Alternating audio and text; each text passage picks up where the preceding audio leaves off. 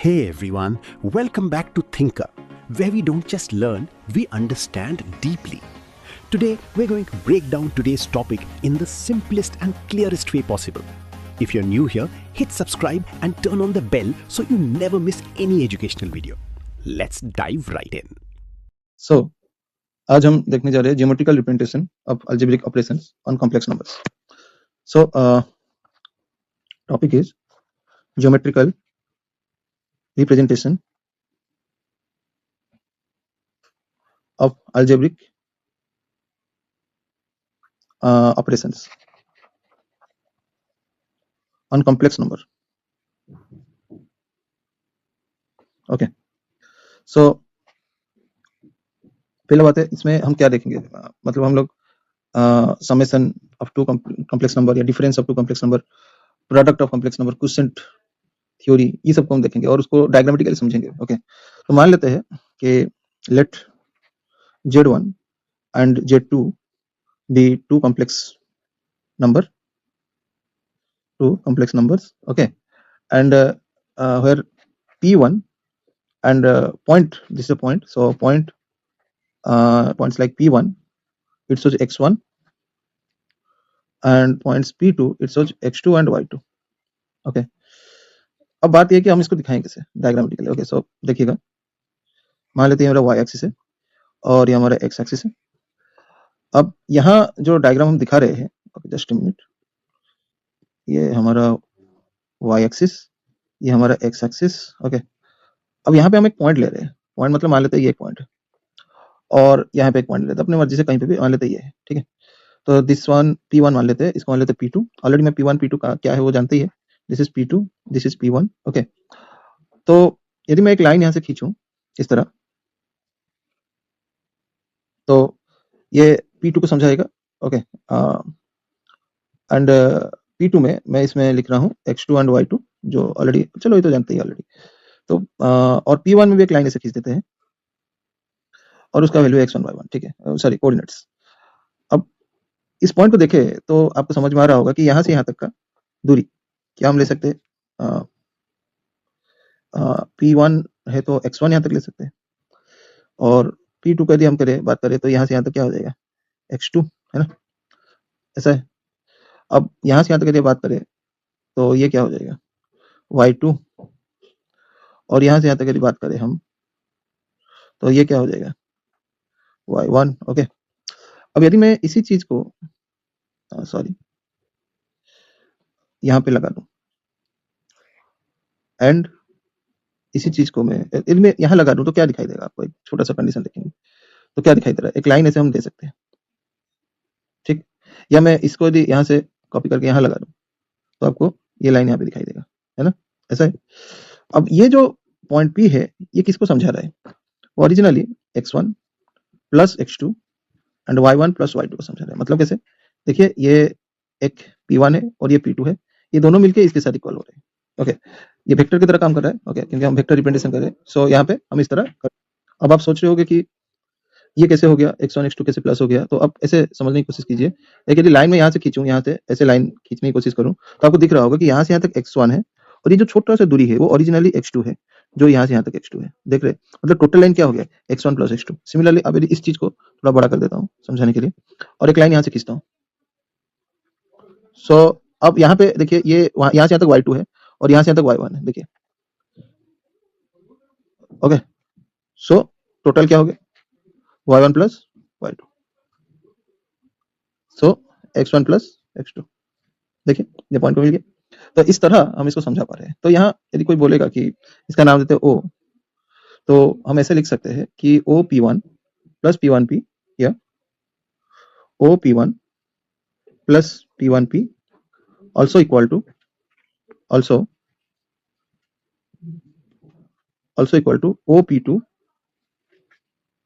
plus P2P which is OP. Okay, so इस तरह हम इसको बता पाए. क्लियर. अब आते हैं, ये हमारा एडिशन हो गया है ना, दिस इज सम, प्लस हो रहा है तो सम ही हो रहा है, ठीक है नहीं. तो हम इस चीज को ऐसे दिखा सकते हैं कि ये डायग्राम सम के लिए हो रहा है. तो थोड़ा सा ऊपर में लिख देना इसको, आओ sorry.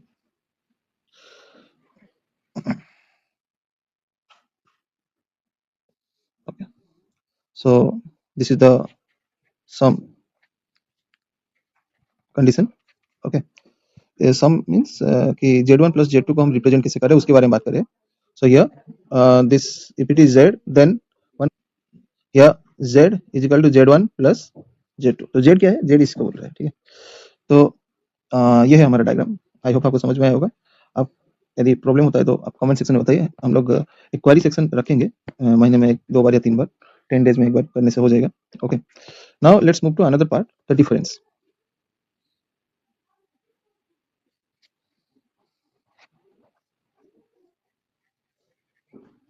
The difference.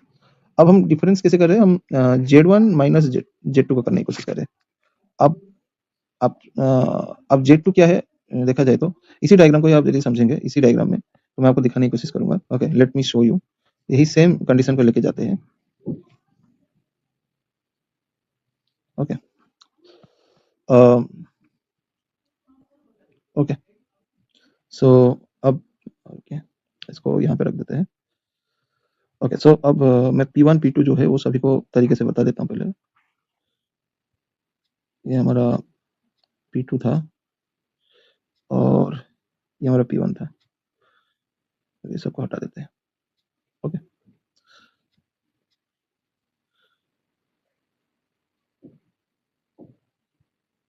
So okay,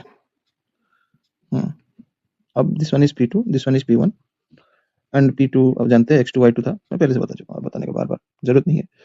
अब यहाँ Z1 के बदले क्या लिख सकता हूँ? ऐसे लिख सकते हैं Z1 प्लस माइनस Z2.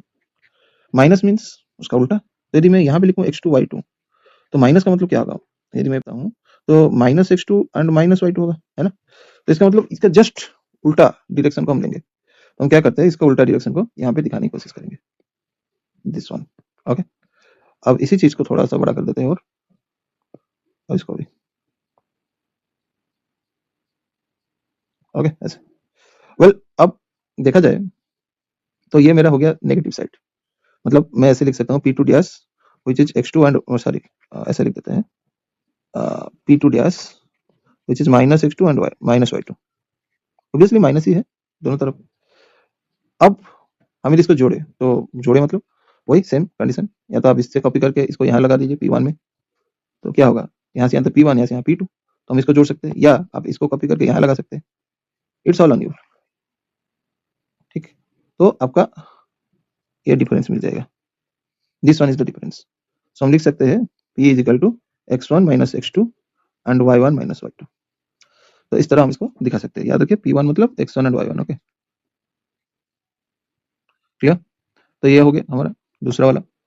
अब इसको मल्टीप्लिकेशन में कैसे दिखाए? ओके, तो पहले आता है प्रोडक्ट. मतलब मल्टीप्लिकेशन प्रोडक्ट के बारे में बात हो रहा है. ठीक है, अब मल्टीप्लिकेशन यहाँ पे रुकिए.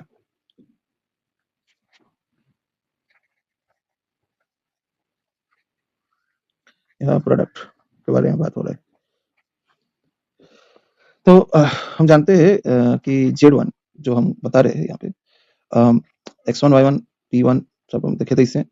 अब इसमें जो X1 प्लस I Y1 लिखे लेट हम ये सोच रहे हैं एंड Z2 में हम लिख रहे हैं X2 प्लस I Y2. अब इसी चीज को हम पोलर फॉर्म में दिखा सकते हैं. ऑलरेडी आप जानते हैं क्या है ना. सो Z1 इज इक्वल टू क्या लिख सकते हैं? R1 cos θ1 plus I sin θ1. Okay, and Z2 में भी ऐसे ही लिख सकते हैं R2 cos θ2 and plus I sin θ2. Okay, ऐसा है. इसको थोड़ा इधर साइड कर देने से ना जगह हो जाता है. यस, ठीक है, I sin θ2. ओके, अब ऐसा है. अब यहाँ से इसको कैसे कर सकते हैं? मान लीजिए हम लिखा Z1 इंटू Z2, तो अब इसको इंटू कर देते हैं, है ना. तो क्या मिलेगा? R1 इंटू R2 हो गया. और इसको एक साइड में लिख देते हैं cos θ1 plus sorry I sin θ1 then cos θ2 plus I sin θ2. Okay, अब इसको इंटू करके एक एक कर लेते हैं. तो R1 इंटू R2, चलिए इंटू करते हैं. cos θ1 into cos θ2, cos θ1 into cos θ2. Okay, फिर इसके साथ प्लस होगा plus I sin θ2 into cos θ1. Again I sin θ1 into cos θ2 sorry into cos θ2 plus इसके साथ I इंटू आई स्क्वायर हो जाएगा. माइनस 1 हो गया तो मैं I को माइनस लिख दे रहा हूँ. और क्या लिखूंगा, sign theta one into sine theta to. अब एक चीज आप देखिएगा कि ये वाला पार्ट जो है और जो ये वाला पार्ट, ये दोनों सेम है, ठीक है। अब इसको एक साइड लेके आओ, अब इसको एक साइड लेके आओ, मतलब cos theta one into cos theta two minus sign theta one into sine, same है, मतलब फॉर्मूला बना रहे हैं, ठीक है। और यहाँ पे अब ये वाला पार्ट को आप ऐसे करो कि, सॉरी, ये वाला पार्ट को आप लेके आओ एक तरफ, ठीक है, एक तरफ। तो इसका मतलब हम लिख सकते हैं, आई को कॉमन ले लेते हैं और लिख सकते हैं यहाँ पे साइन, ये थीटा वन है ना, sign theta one into cos theta two plus cos theta one into sine theta to.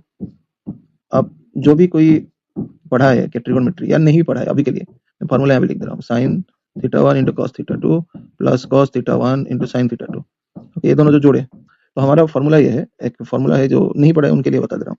तो फॉर्मूला याद रखें कि cos theta, I mean cos a plus b is equal to cos a into cos b minus sine a into sine B.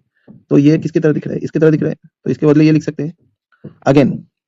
Again हम इसका भी कर सकते हैं, sign theta one into cos theta two plus cos theta one into sine theta, ये to है ना, sign theta to, तो क्या होगा यहाँ पे साइन ए प्लस बी, है ना। अब इसी के बदले हम ऐसे भी लिख सकते हैं, तो फिर देयरफॉर हम लिख सकते हैं कि z1 into z2 is equal to r1 into r2 cos theta one plus theta two, okay, and plus I यहाँ पे ये दोनों में कॉमन है ना, इसको ऐसे लिख देंगे, हाँ, अब ठीक है, I sine theta two plus sine theta one plus sine theta two, same है, ओके, 11 हो गया, ऐसे लिखना, ठीक है। तो ये हो गया हमारा कंडीशन। अब ऐसे हम ये जानते हैं कि z1 इंटू z2 का मॉड जो है r1 इंटू r2 होता है, okay, and argument of z1 into z2 जो होता है वो theta one plus theta to होता है, ठीक है। तो अब इसी ये क्या दिखा रहा है, okay, it shows that modulus of the product of two complex number जो है is the product of their moduli and the argument of the product of any two complex number in the is the sum of their arguments, okay। so इसका मतलब ये है कि जो argument होता है किसी, ये तो मॉडुलाई हो गया दोनों का r1 r2, और ये जो जे theta one plus theta two है, ये ओरिजिनली उसका आर्गुमेंट का प्रोडक्ट उसको मिल गया, ओके। तो अब हम इसको इंटरप्रेट भी कर सकते हैं, इसी मेथड को लेके हम दिखा भी सकते हैं कि कैसे हो रहा है चीजें, डायग्रामेटिकली दिखा सकते हैं, ओके। लेट्स सी, देखते हैं। तो अब यदि मैं ये दोनों को, ये और ये दोनों को किसी डायग्राम में दिखा दूं तो वो हो जाएगा मल्टीप्लिकेशन। इसका मतलब मेरे को ये दोनों को दिखाना ही पड़ेगा, ओके। तो क्या करते हैं, चलिए एक डायग्राम बनाने की कोशिश करते हैं, समझते हैं कि कैसे होगा। This is y axis, this one is x axis, okay. अब इसमें क्या हो सकता है, इसको थोड़ा देखते हैं, ठीक है। तो मान लेते हैं कि एक यहाँ पे एक लाइन हम खींच रहे हैं जो OP1 है, ये O है, ये P1 है, और इसका एंगल जो है वो है थीटा वन, ठीक है। और मैं एक ट्रायंगल हूँ जो ये मान लेते हैं E है, और यहाँ से यहाँ तक मैं 1 यूनिट माना हूँ, ठीक है, वही मतलब 1 है, ठीक है। This is x axis, y axis, और OP1 का नाम दे दिया मैं R1, जैसे कि यहाँ पे मैं R1 किया हूँ, ठीक है ना। अब इसी तरह मैं क्या किया, और एक एंगल थोड़ा बढ़ाया, और एक डायग्राम में यहाँ बना रहा हूँ इस तरह, जिसमें हम ऐसे रखें, और यहाँ से यहाँ तक का एंगल मैं ले लिया, मान लेते थीटा टू, ओके। और यहाँ जितना एंगल लिया गया है एग्जैक्ट उतना एंगल का, मान लीजिए मैं ये एंगल लिया हूँ यहाँ पे, ठीक है, और सेम एंगल को मैं यहाँ पे रखूंगा,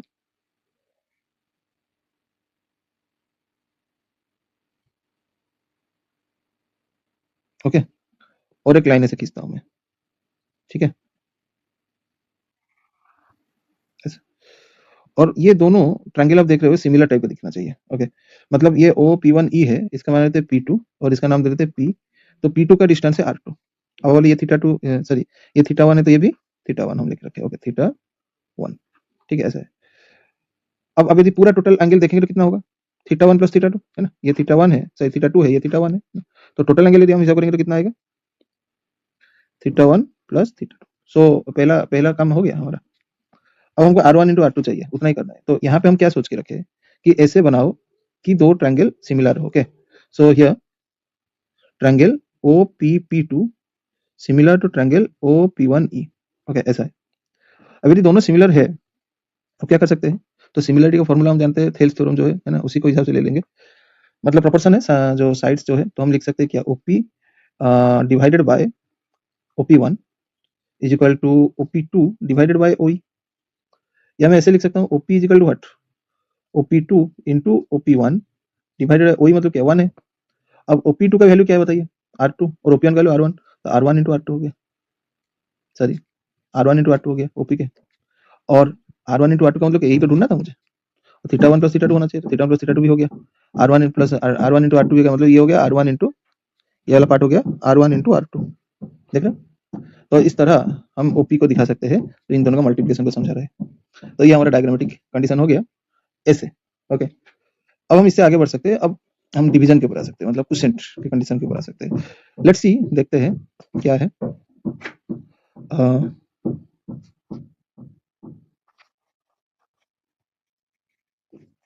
क्वोशिएंट के ऊपर आते हैं। ओके, क्वेश्चन में मान लेते हैं कि let Z1 is equal to, वही सेम चीज लेंगे, R1 cos theta 1 plus I sin theta 1 and Z2 is equal to R2 cos theta 2 plus I sin theta 2। ऐसा है। यदि मैं Z1 डिवाइडेड बाय Z2 करता हूँ, जबकि यह Z1 sorry Z2 not equal to 0 हो रहा है, सो यदि Z2 नॉट इक्वल टू 0 हो रहा है तो क्या होगा, so that R2 also not equal to 0 होगा, है ना। देन हम इसको क्या बता सकते हैं कि Z1 divided by Z2 is equal to, Z1 की जगह R1 cos theta 1 plus I sin theta 1 होगा, divided by R2 cos theta 2 plus I sin theta 2 होगा। ओके, ऐसा। अब इसी चीज को समझाने के लिए यदि हम डिवाइड कर रहे हैं तो इसको सॉल्व कर देते हैं, तो फिर है ना, मतलब क्या है, पहले तो R1 बाय R2 तो कर ही देंगे अलग से। अब इसको क्या करेंगे, इसको हम लोग रेशनलाइज करेंगे, ठीक है। तो रेशनलाइज करेंगे मतलब ये देखिए cos theta 1 plus I sin theta 1 divided by cos theta 2 plus I sin theta 2 into divided by cos theta 2 minus I sin theta 2 and cos theta 2 minus I sin theta 2। Okay, अब आपको दिख रहा होगा कि यहाँ पे इस चीज को यदि सॉल्व करेंगे, आपका ये पहले तो ये हो जाएगा क्या, R1 बाय R2 हो गया, इसमें क्या होगा, ये हो जाएगा cos थीटा 2 का स्क्वायर प्लस सॉरी माइनस, क्योंकि a plus b into a minus b का formula a square minus b square, तो मैं ऐसे लिख सकता हूँ cos थीटा 2 का square minus I sin theta 2 का स्क्वायर। ओके, अब cos theta 1 into cos theta 2 will be cos theta 1 into cos theta 2, अब इसके साथ इंटू करें minus I sin theta 2 into cos theta 1 again plus, यहाँ पे थोड़ा साइड करते ना, जगह नहीं होगा पूरा करते करते। ओके, हाँ ठीक है, सो ऐसे लिख देने से ठीक दिखाई देगा।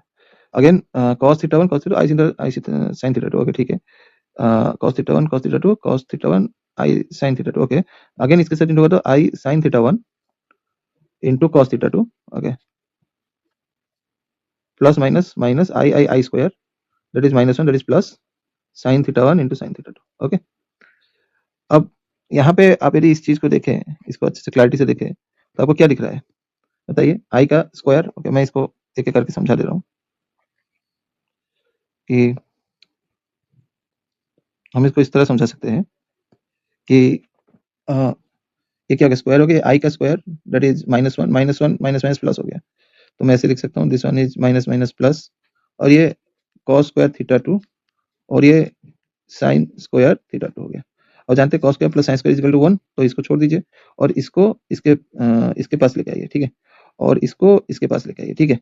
तो क्या कर सकते हैं, अभी हम ऐसे कर सकते हैं R1 बाय R2, अब cos theta 1 into cos theta 2 plus sin theta 1 into sin theta 2। Again यहाँ पे क्या कर सकते हैं, प्लस I कॉमन आ गया, प्लस को आगे रखते हैं sin theta 1 into cos theta 2 minus sin theta 2 into cos theta 1। Okay,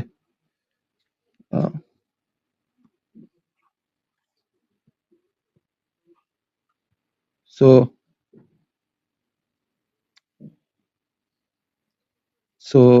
अब यहाँ पे यदि मैं इसको ऐसे कर दूं तो R1/R2 ये वही फॉर्मूला में आ गया। कौन सा वाला? ये वाला फॉर्मूला जो मैं लास्ट टाइम बताया था, इस तरह। ओके, यहाँ पे देखिए प्लस है तो ये माइनस है। यदि मैं इसमें माइनस दूं, मान लीजिए मैं इसमें माइनस देता हूँ अलग कलर देके, तो ये प्लस हो जाएगा, उल्टा होता है। ओके, इसमें प्लस है तो प्लस है, माइनस है तो माइनस है। ओके, दिमाग में रखिए।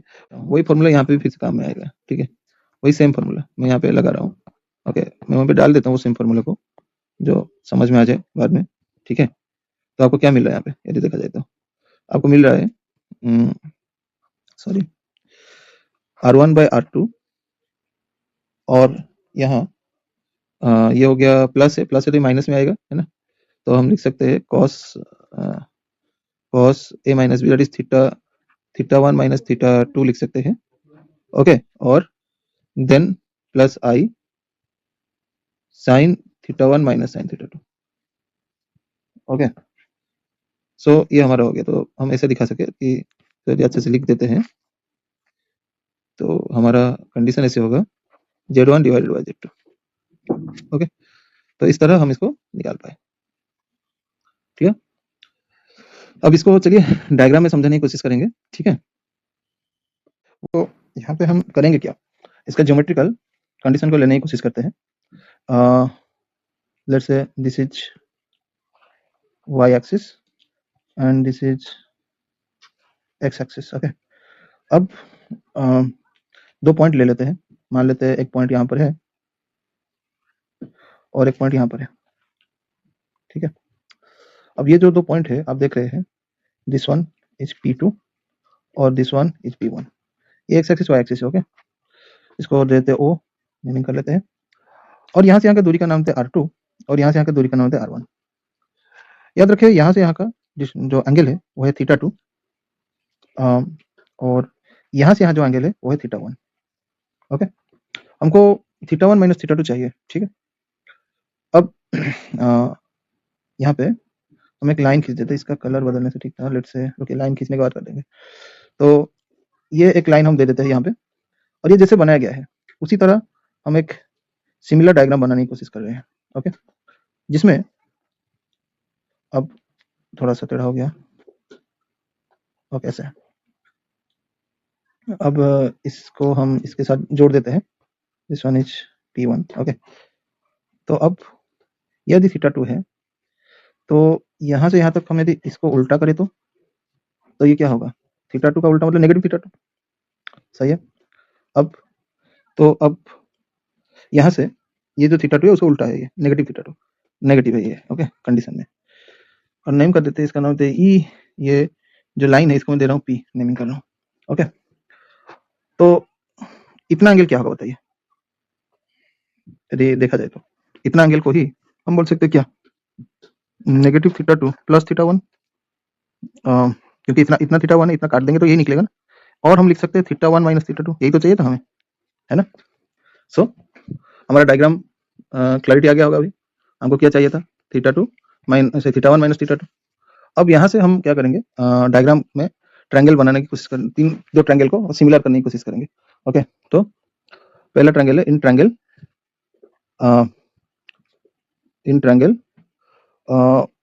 OP1P एंड सिमिलर, ये दोनों ट्रायंगल में सिमिलर कर रहे थे ना, and OP2E।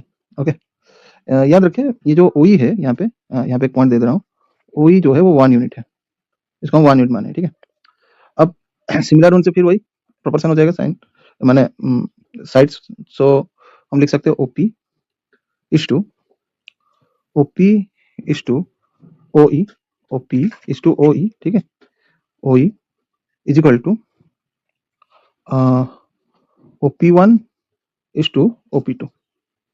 Okay, so OP का वैल्यू तो हमको निकालना ही है, ये इज टू है तो 1 हो जाएगा क्योंकि 1 यूनिट है। OP1 को हम क्या नाम दिए, R1 इज टू R2, या OP is equal to R1 divided by R2। और इसको भी हमें चाहिए था, देखिए सही है, क्लियर। तो यहाँ पे ये जो वैल्यू है ये कौन सा एंगल के लिए हो रहा है, एंगल XOP के लिए हो रहा है। ठीक है, इसके लिए हो रहा है। सो इस तरह हम इसको दिखा पाए, ये डायग्राम को समझा पाए, क्लियर है। तो this is different kind of diagrams for different what operations. अब हम लोग इसके आगे थोड़ा सा देखेंगे, मतलब इंटरप्रिटेशन ऑफ आर्गुमेंट्स के ऊपर थोड़ा देखेंगे। Okay, so the topic is about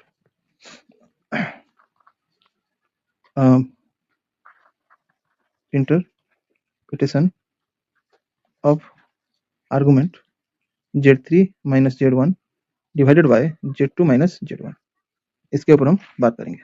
okay, इसमें हम क्या देखेंगे, मान लेते हैं कि if z1 z2 z3 are the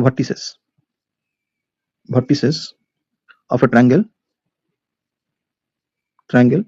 ABC described in the counterclockwise.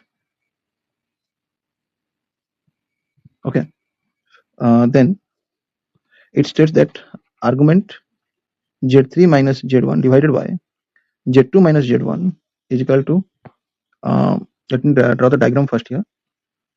The diagram shows that the condition is about the argument value, this argument. On this argument, I need to show the diagram first. Okay, so this is x and y axis. Let's say there is 3 points such as, just a minute, x and y axis, and there is 3 points like this. Okay, oh, sorry. Okay, like this, and these are the 3 points. Let's say this is A, which is z1, this is B, which is z2, and this is C, which is z3. Okay, now it states that argument z3 minus z1 z2 by z2 minus z1 is, क्या दिया है यहाँ पे, that angle BAC, वही बोल रहे हैं, मान लेते हैं एंगल, बीच का एंगल का नाम दे देते हैं अल्फा, तो बोल रहे कि ये दोनों का वैल्यू अल्फा के साथ इक्वल होगा इस तरह करने से।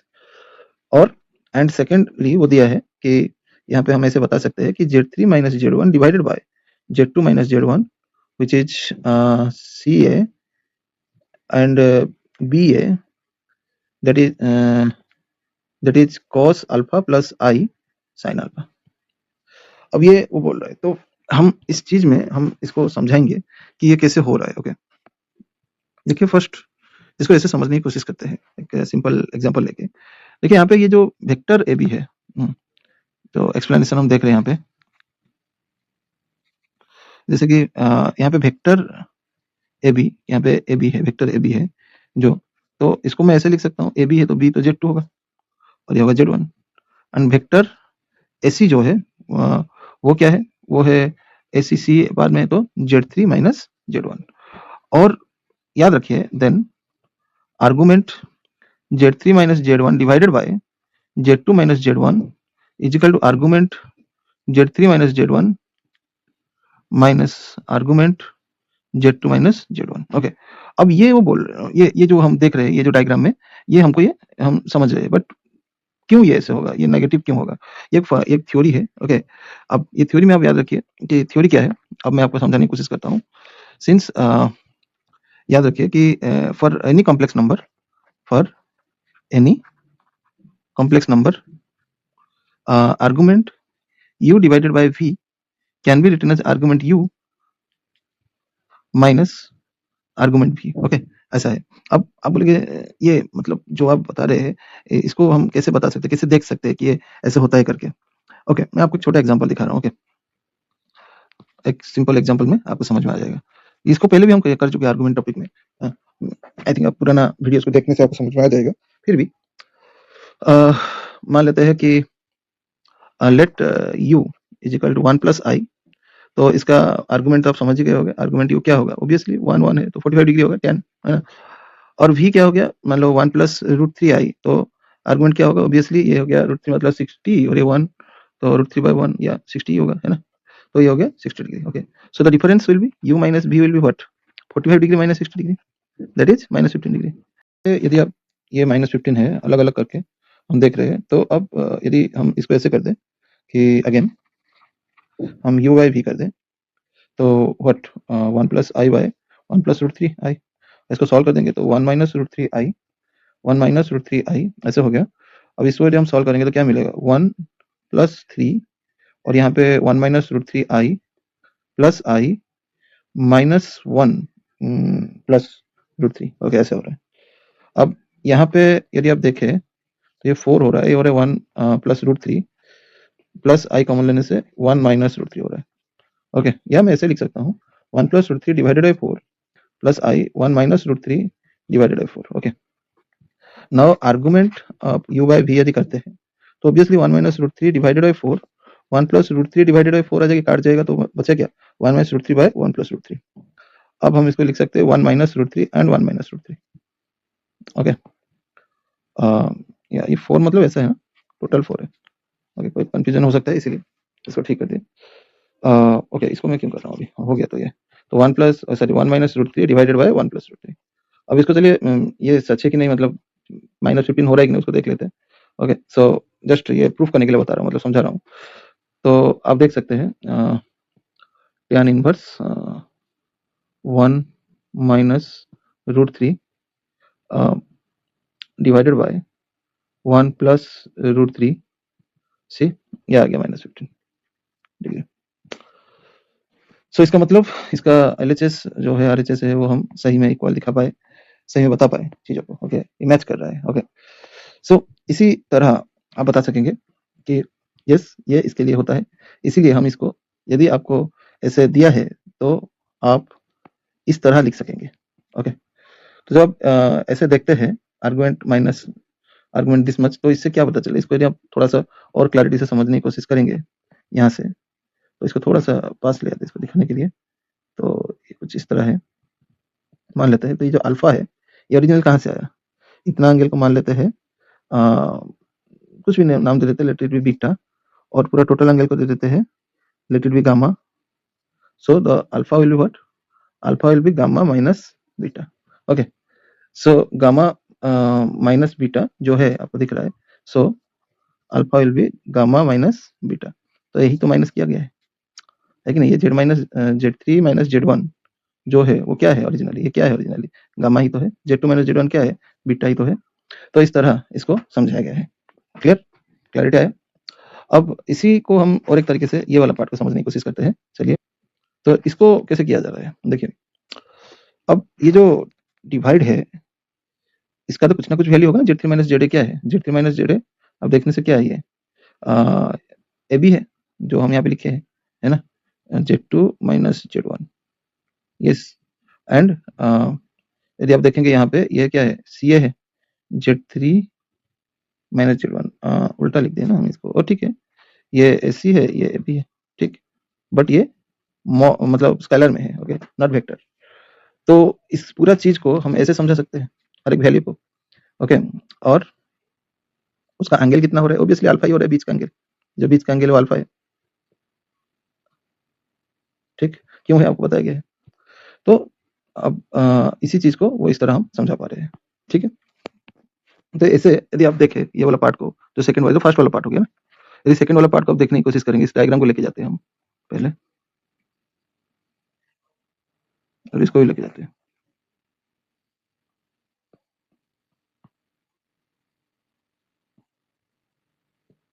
अब यदि यहाँ पे देखें आप चीजों को, तो ये जो वैल्यू है ये इसको भी ऐसे लिखा जा सकता है, और Z3 minus Z1 divided by Z2 minus Z1, और cos alpha I sine alpha के बदले क्या लिख सकते हैं, e I alpha. Okay, the Euler form उसमें भी हम दिखा सकेंगे। ओके, तो ये है उसका कंडीशन। क्लियर। और यदि यहाँ पे एक बढ़िया चीज है, नोट करने की बात है, the points Z1 Z2 and Z3 will be collinear, will be collinear, then कब होगा, if and only if that कब हो सकता है, जब ये अल्फा क्या होगा, अल्फा इज 0। ओके, और क्या हो सकता है, पाई, पाई मतलब स्ट्रेट लाइन है ना, और पाई। सो दैट मीन्स हम ये भी लिख सकते हैं कि if and only if that Z3 minus Z1 by Z2 minus Z1 is purely real, purely real। तो इस तरह हम इसको इंटरप्रेट कर सकेंगे। ओके, चलिए और एक इंटरप्रिटेशन में हम आएंगे इसके आगे का, लेट्स सी, देखते हैं। सो इंटरप्रिटेशन,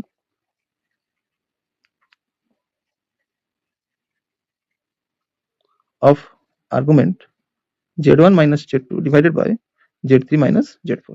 अब ये आर्गुमेंट का इंटरप्रिटेशन को हम देखेंगे, ठीक है। इसमें सिंपल सा बात है कि ये मान लेते हैं हमारे पास x एक्सिस y एक्सिस इस तरह है और यहाँ पे दो पॉइंट रखा है। मान लीजिए एक पॉइंट है, एक पॉइंट है और एक पॉइंट है। आई मीन ये एक पॉइंट है, एक पॉइंट है, एक पॉइंट है और एक पॉइंट है। इसमें एक का नाम दे देते हैं, चलिए z1, then z2, then z3 and z4 और ये उसका एंगल है, बीच का एंगल। यदि एंगल हमारा थीटा है तो वो बोलता है यही एंगल आपका argument z1 minus z2 divided by z3 minus z4। z1 minus z2 divided z3 minus z4 means मान लो ये a b है, ये c d है, तो इसका मतलब क्या है? इसका मतलब है आर्गुमेंट दोनों के बीच का दूरी जो है ना, उसी का ढूंढ रहे हैं। तो बी ए डिवाइडेड बाय और सिमिलरली यहाँ पे डी सी, ओके, इस तरह। तो यही चीज को वो बता रहा है, मतलब जस्ट डिस्टेंस जो भी लाइन है उसके बीच का एंगल वैसे ही मिलेगा, है ना। तो वही चीज को बताया जा रहा है, ओके। सो यदि आप बोलेंगे कि मान लीजिए ये 90 डिग्री हो गया, तो so if theta is 90 degree, याद रखें, देन या तो फिर हम ऐसे बोल सकते हैं कि देन ये जो वैल्यू है हम ऐसे लिख सकते हैं, then z1 minus z2 divided by z3 minus z4 is purely what imaginary, okay. So यही था हमारा इंटरप्रिटेशन। आई होप आपको सभी को समझ में आया होगा। आप कोशिश करिए इसको प्रैक्टिस करने के लिए, जो प्रॉब्लम है उसको डालिए, मतलब क्या बोलते हैं आपका कमेंट सेक्शन में डालिए, लाइक कीजिए, शेयर कीजिए और रेगुलर रहिए क्लासेस में। चलिए आज के लिए इतने रखते हैं। अगली बार हम क्या देखेंगे? अगली बार डे 4 में हम देखेंगे कि और भी कुछ ज्योमेट्रिकल रिजल्ट, उसका इक्वेशन कैसे कॉम्प्लेक्स नंबर में हम दिखा सकते हैं। सिमिलरली उसके बाद हम देखेंगे Euler line, then condition of triangle, फिर straight line, non parametric form, ये सभी चीज़ों के बारे में थोड़ा सा हम जानेंगे। तो मोस्टली हम लोग इसी चीज़ के ऊपर ज़्यादा से ज़्यादा डिटेल्स में समझेंगे। साथ ही साथ हम लोग रिकॉग्नाइजिंग सम लोसाई, उसके बारे में देखेंगे, ओके। और ये पहले खत्म करें, मतलब और 2-3 क्लास तो जाएगा ही, फिर क्वेश्चन प्रैक्टिस भी किया जाएगा। तो पकड़ लीजिए और 6 क्लास हम लोग खत्म करेंगे इसको, या 5 क्लास। यदि 1 आवर लेंगे तो 6 क्लास ही होगा, ठीक है। ये तो ठीक है। दैट्स इट, आज के लिए इतने रखते हैं। Okay, bye.